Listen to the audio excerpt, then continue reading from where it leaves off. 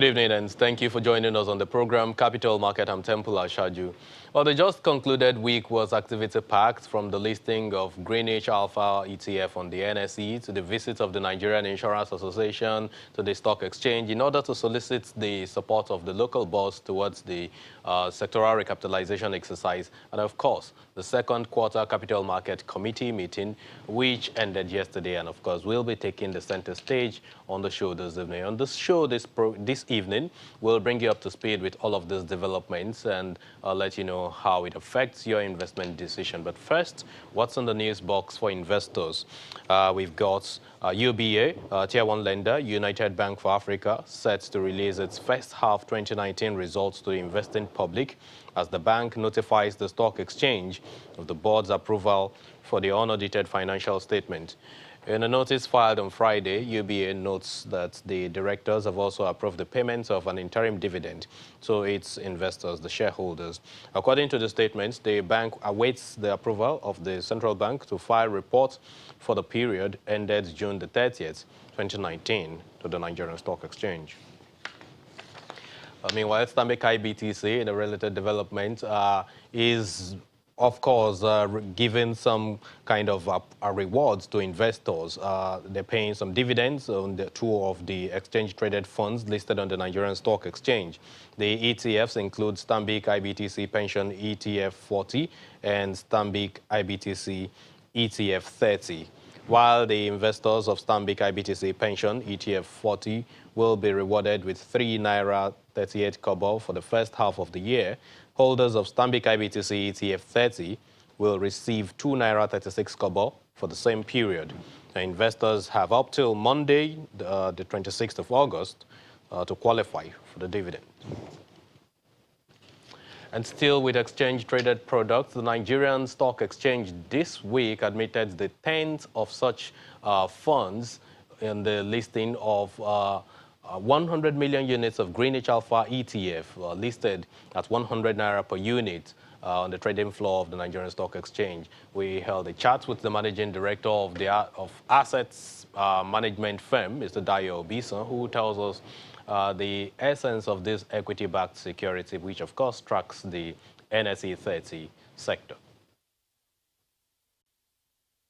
You're talking about the 30 most liquid in terms of volume or value of what is traded every day. And in terms of the sector, and the splits goes across different sectors. Banking is represented, consumer goods as well. I mean, all of this, I'll say the conventional names we're used to. And those are the stocks that even trade on a daily basis. And I think I want to correct one notion. For the market to move anyway, whether upwards or downwards, a trade was done. So these are constantly top 30 stocks that constantly feature on the trading board every day. And we think, or it is quite glaring from our own research and our own feeling and our interaction with the markets. If any investor, regardless whether institutional or retail, wants to get into the market and through one single transaction, be diversified among top 30 stocks, top 30 in terms of liquidity and capitalization, then an ETF is the way to go. So what is it? So capital market operators this week also engaged some academics and other related professionals in an executive conversion class in order to promote financial literacy across academic institutions nationwide. The traders, who are of the view that Nigeria's savings culture is at a low, look to float capital market studies in major tertiary institutions across the country.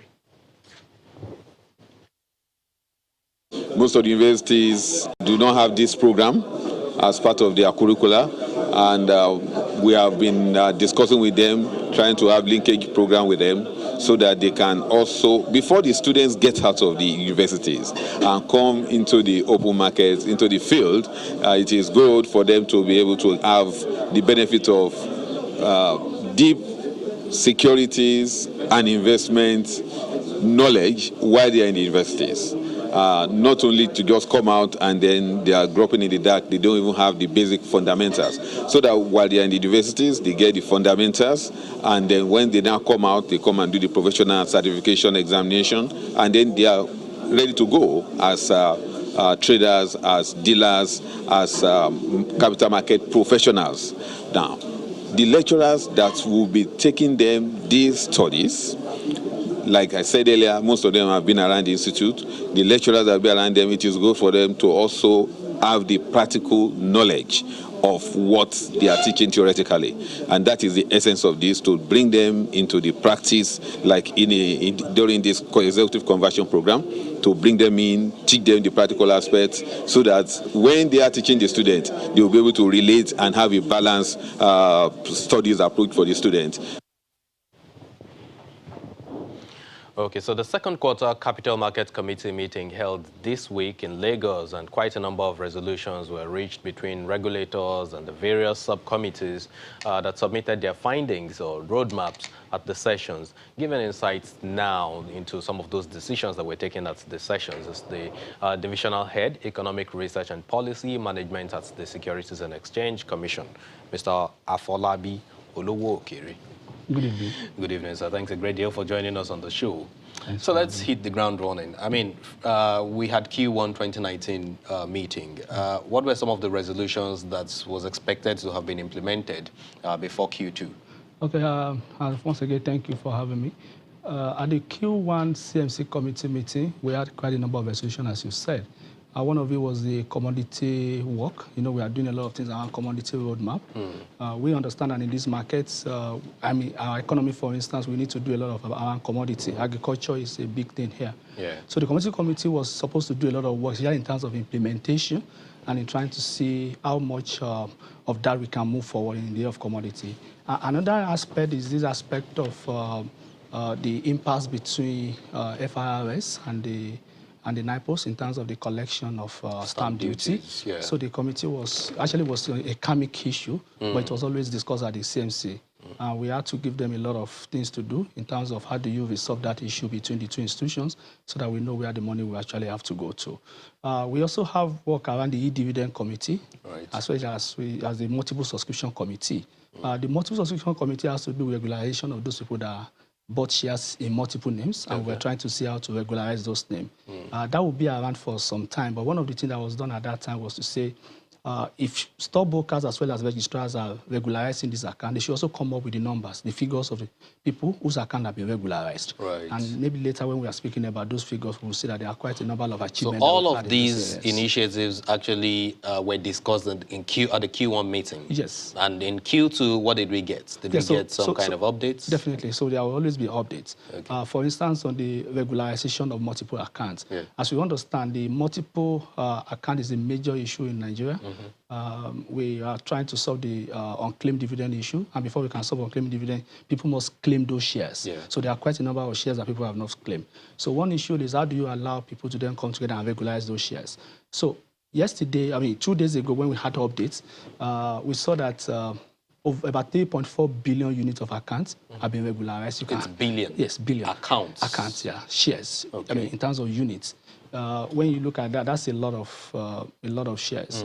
Someone was even joking that. But do we have the number of shareholders that have now done regularized? So? Yes, but you know, you have a lot of information in that area because you are more interested in bringing things together under a single name. Okay. So you may have a single person that probably use about 100 names or 200 names to buy shares. So by the time you regularize those things, it would then be in one person's name. So at the end of the day, the update that we got 2 days ago was that we had about 3.4 billion units of shares regularized. That means if those shares were there before, if they were not bought and sold, they were just illiquid sitting down in some other places. So now with those things, you can have those shares traded. You can have unclaimed dividend on those shares paid. And you know what that can mean for a market like ours. The Fintech Roadmap Committee also gave the final report on Thursday. Okay. Of course, we had press briefing yesterday also telling the market about this. And that shows a lot of things that Fintech can do for the market. So they actually look at the status of Fintech application in the market, some of the challenges, and there was quite a number of recommendations in terms of how Fintech can come into the market as products, how they can also be enabler to the processes, as well as how existing capital market operators can leverage on Fintech to actually do what they do better. So you also talked about data protection policy. I think at the next meeting, NITDA has now been invited to come make some presentation on that. What's the relevance of NITDA or the data protection policy? Okay, first I would say that NITDA will be invited. That was a resolution, so we are going to call NITDA to come and talk. But as you understand, everybody is talking about global data protection, and Nigeria also has a version of the global data, which is Nigerian Data Protection Regulation, coming from NITDA. But you share information, especially personal data, among people. Maybe a stockbroker gets your information, it can be shared to registrar, to CSS, and things like that. So we're also very much interested to say, how do you ensure that those data are shared without you violating laws? So we have to look at whatever we do, our KYC, our identity management, in the context of the existing regulation. So we're also trying to talk to NITDA on how to say, how to minimize costs of compliance to that regulation, as well as maybe to even come to the market, talk to people so that we can see the best way forward. We currently have existing structure that can look into those areas, but we need to discuss with NITDA. I mean, when they engage the market, everybody will understand the implication of that on their current operations, because some of them will need to see consent of investors before they collect and share their data. Let's talk about the commodity space. I mean, we now have the Lagos COMEX and Futures Exchange, but it doesn't look like we've started seeing activities around that bourse, actually. Yes, as I said earlier, Nigeria is supposed to do a lot around commodity exchange. The best ones in the continent are the Ethiopia, and I think the Kenya one is also relatively vibrant. If we plant a lot of Nigerians are farmers, and we have problem with storage, we have problem with standardization, then a commodity exchange will be a very useful platform to use. Not only in terms of the selling and buying of those spots or in cash market, but more importantly, in the area of futures and other derivatives that you can have on such market. So for commodity exchanges, they will definitely start from the basic cash spot market, but after some time, they will definitely move to forward market, the futures market, before we start having options and other complex derivatives on them. So, as you know, we have the FX, which is currently operational. Which is a private one. Yeah, it's a private one. NCX is trying with NSI and CBN and quite a number of things to actually restructure and make sure that they do well. Are they all represented at this meeting? Definitely, they were there. Even the Lagos Commodity and Future Exchange was also there. So, since they just started, we expect that in the course of the year, there will quite be a number of activities that they will also be having on social. But commodity is very important for our country. And as you also know that we are doing a lot around derivative regulation. So to really have a vibrant commodity exchange, we must also have rules around derivatives. And currently we've done a lot in terms of the rules around derivatives as well as the rule around central counterparties. But do we have a timeline to when that will be bettered in the markets? No. The derivative market, our rule, we've exposed it. And we've got comments from people, and those comments have been implemented. So you have to. So it's just for us to have. It's currently undergoing the approval process, and then we can have people trading derivative on the stock exchanges as well as on the commodity exchanges. So the the acting DG seems to be very passionate about getting capital market operators registered now with some trade groups. I mean, what's the significance of that? Okay, trade groups, people are supposed to organize themselves as trade groups. Trade groups themselves are supposed to be like self-regulatory organizations. And for instance, we have the complaint management framework, which is one of the key elements of the capital market master plan. And if you want to do complaint management framework, there are layers. There are cases that can be resolved even at the level of the self-regulatory organizations. And trade groups can actually resolve some of these issues. So if you are not a member of trade groups, how would the trade group discipline you if you don't do what you are supposed to do?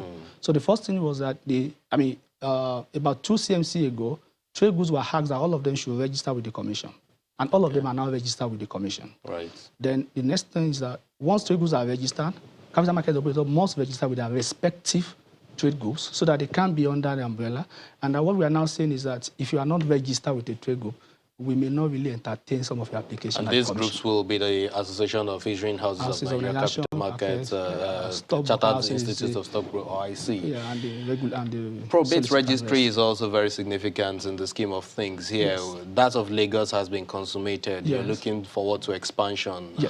How's that likely to, is that really something that you're looking forward to in Q3 meeting? Definitely. As you said, in the Probate registry of Lagos, we're very happy. And that of Lagos is being automated, and that was very useful for the capital market. That means things can be faster than before. And some of the lessons that we learned there, we can also share with other states. And of course, you want to move to regions and see places where and get that done upland, get it replicated so that upland. we can have, right, Mr. Afolabi Oluokere, Divisional Head for Economic Research at SEC, is still very much around. But find out why the SEC is actually appealing for the removal of VAT on equity transactions, and of course, stamp duty resolutions between NIPOST and the IFRS, I guess. Yes, that's after the break, actually. Welcome back to the program. It's Capital Market Live on Channels Television. Our guest this evening has been the Divisional Head of Economic Research and Policy Management at the Securities and Exchange Commission, Mr. Afolabi Oluokere, who's been updating us on some of the results at the Q2 CMC meeting, CMC being Capital Markets Committee members. So let's talk a bit about the stamp duty issue as it concerns NIPOST and, of course, FIRS. And, of course, the removal of VAT on capital markets transactions. I think the SEC seems to be particular about equities at this point. Yeah, maybe I should start with that of equity and the VAT. Okay. As you understand, government can use tax for several purposes. Tax can, of course, you want to generate money. You also use tax as incentive for people to do a particular activity. And when it is VAT and it's not really consumption and it's because it's investment, you also want to aid investment. I mean, one of the things that you can do to aid investment is to lower tax for investors. In the case of equity, 5 years ago, there was an exemption that was given in the Gazette to say you don't pay the 5% VAT on equity transaction. And I think that more or less assisted the market. But now that the market is not really on a very upward side, we are now bringing the VAT back because the exemption has expired. So one of our propositions is that we would like the government to actually extend that exemption, because we understand that when people do, you don't want to add to the cost of transaction, because when you do that... Is that an advocacy emanating from the part of SEC or from the operators community? Both, because if you look at CMC, for instance, we have the SEC there, we also have the capital market operators, as well as the SROs and some observer groups. So if everybody understands the market and we see that investors, for instance, we say, well, why would I pay this money? Because it also depends on how much you are making on the transaction anyway. If my profit is so low, if I bought at 5 naira, I'm selling at 5 naira 0.0, so, and I'm still going to pay money, I probably would not want to do whatever I'm supposed to do. So it's actually a market thing to say, let us still have an exemption for this VAT, so that can be... For how long are you Of course, it depends on how long the federal government wants to do. But to us, why not even take it away? So it means that regulators will be engaging the Minister of Finance. She was there before, now she's back now. So you'll be engaging her in such a discussion. Yes, even before the expiration of the last one, we started engaging, because there can be change. People can leave offices and now coming back. Fortunately, she's coming back. Yeah. So she also is abreast of the issue. Okay. And we are not just doing that at the level... And she seems to have a lot of interest in the capital market. Yes, she has it more at heart. Yeah, because she also understands that for this economy to move forward, you need long-term capital, long-term financing. And capital market is very central to it. Government needs to accord a lot of interest, a lot of attention to the capital market. We have infrastructure deficit. We want people to invest. We want to cultivate the culture of savings. We know that the capital market will be very useful. Right. And on the stamp duty, sure. We understand that there's this impasse between the two institutions, FIRS and the NIPOST. NIPOST has this adhesive stamp they've been collecting for a long time. Okay. VAT, I mean, the stamp duty is collected by FIRS, but there's this issue of who collects what, how, when, and things like that, such that some of them are sending conflicting signal to the market. So at the time, it was said, okay, wait a minute, let's stay and let's resolve this issue. And currently, the issue is being resolved from the Office of the Vice President, right. And we have a lot of resolution that will be communicated to the market very shortly. So one of the resolutions from your meeting, this Q2 meeting, is the aggressive campaign or awareness you're creating about e-dividends to the point that you're even having to collaborate with the central bank in terms of charges for e-dividend registration. And so. Yeah, there's a need for that, because one of the things that came out of this last one was that you remember this commission was paying the 152 naira for people that will come and to mandate the account for e-dividend. Okay. But, I mean, we extended that for a very long time. We said 6 months, later 1 year, 2 years. But after some time, we can't go on forever. We actually encourage it. I know a lot of things channels also did for us. We told people to come enjoy that grace. Right. But when we said, okay, that was the end of the free registration, people will start paying the money when they go to How much is this money? It's 152 naira. Okay. So, but now I think some people are saying, why do I have to pay? But we also understand that you may have a lot of dividend accrued that you've not been paid. Okay. And it's not that the bank will charge you immediately you come, or say pay the 150 before you go, but it's going to be when the money comes to your account that a particular account. So I hear that some are complaining and say, oh, this is not part of bank charges. Why would bank charge me for this service? Right. So there may be a need for us to engage with the central bank to say, as part of the revision of the chargeable transactions by banks, we can look at the EDMMS so that people will not raise issues around. But it's actually good for the market because it makes you claim your shares, claim your dividend, and you have more confidence in the market. So will this discussion with the CBN be holding before the Q3? Definitely. Or at the Q3 meeting? No, before. So, okay. Multiple shares, regularization, that's another part that you're going to have to roll up your banners in the banking halls, and of course, executive secretaries of companies will be doing the same at their firms too. Yes, that's something, because we understand that we need to do a lot about that. It's just that the banks also have problem of dormant accounts. We also have unclaimed shares. And as I said earlier, unclaimed shares is unclaimed dividend, and unclaimed shares means that illiquid shares in the market. So we need to, any avenue that we can use to tell the public, please come and regularize your shares. There's a grace period. If you have done those things when you are not supposed to do them, all those shares can be brought together and consolidated under a single account, then you can do whatever you want to do on your shares. So as part of increasing capital, shoring up liquidity in the markets, the committee seems to be more interested in non-interest investments now. Yes, because not everybody will be interested in the traditional investment vehicle. There are quite a number of people, because of belief, religious inclination, that will be interested in non-interest capital market financing. So one of the resolutions was, we've tried to engage and say, how do you give liquidity to those or, for instance, some can buy treasury bills in fund, like mutual funds that buy treasury bills. There are mutual funds that can invest in bonds and things like that. But some may not want to invest in a traditional one. They may be looking for sukuk to invest in. Some may also be, sukuk can be long-term, definitely. You're also looking for short-term ones that you can invest in. I think if you invest in money market instruments, which is what is informing these all short-term Sharia-compliant papers now. But do we have regulations for that on your part at SEC? There's regulation in terms of what funds can invest in. But you also need those instruments or those assets to be created by other institutions. Since SEC itself does not create those assets. For instance, you want states to issue bonds for you to be able to buy into. You want federal government to issue bonds. You also want sukuk and some of non-interest finance to be available for those funds to be able to be operational. So, well, a host of issues actually, but this particular one is really germane. You got your financial statements, you're expecting your board now to sign that. For how many years, and when should the investors, the public, actually watch out for that?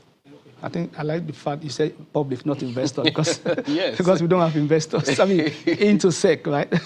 Well, for those who want to know the books of the SEC. But as the DG said yesterday, all our books have been signed. We now have the board in place. So it's not that we are waiting. For how many calendar years? I think it's 4 years. 4 years. They've been signed.